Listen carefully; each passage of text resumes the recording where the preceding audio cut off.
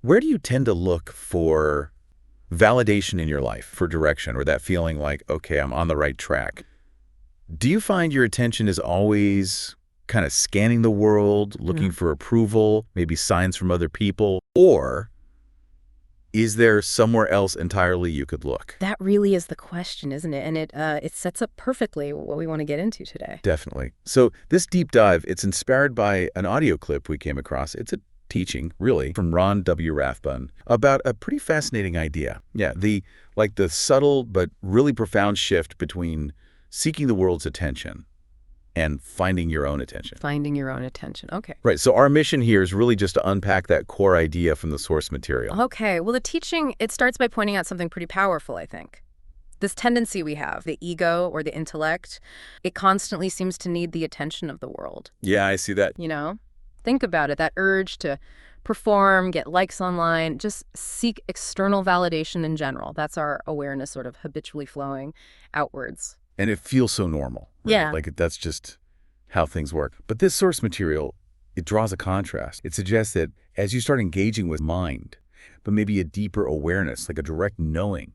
Okay, a deeper capacity. Yeah, you start realizing that the attention you really want or maybe need isn't actually from the world. It's from yourself. It's about having your own attention, cultivating it. Right. And what's really interesting is how understanding that, or maybe just seeing that, changes things. It's the difference, like the source puts it, between trying to grasp something just intellectually, learning about it from someone else, taking their word for it, versus understanding it through the mind, where you actually see it or know it directly.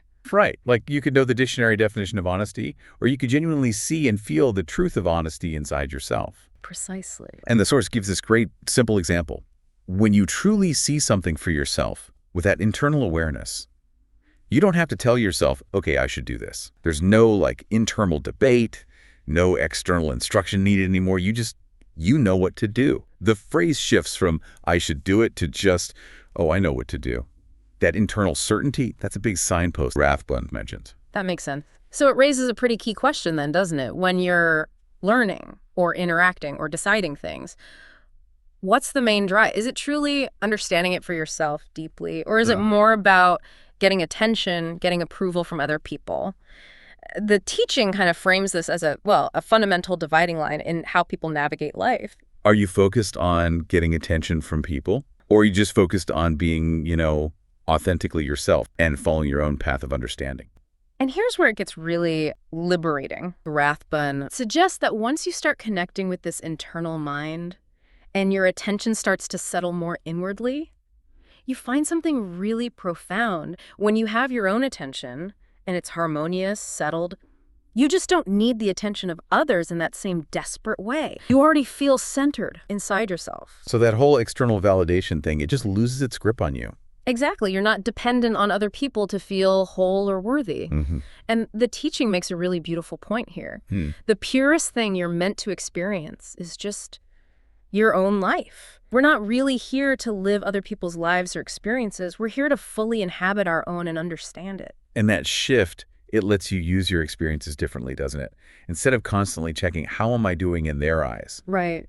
The world becomes more like a mirror, showing you what maybe you don't yet understand inside yourself. Yeah, exactly. And that desire to really learn, to understand your own internal landscape, that becomes the most fulfilling thing. So it becomes the main driver, not the external applause. And interestingly, as for a practical way to start this, the source material does explicitly mention Kelee meditation as a key way to begin understanding your own individual life in this deeper way. Okay, so let's sort of wrap up this deep dive.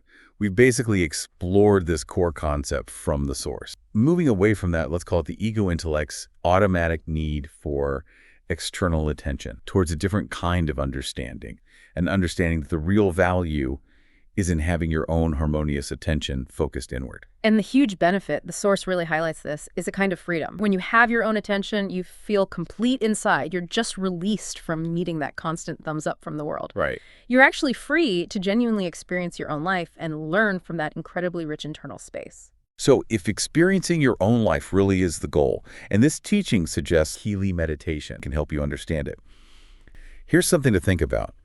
What might actually shift in your own interactions if you focus more on cultivating that inner harmony first?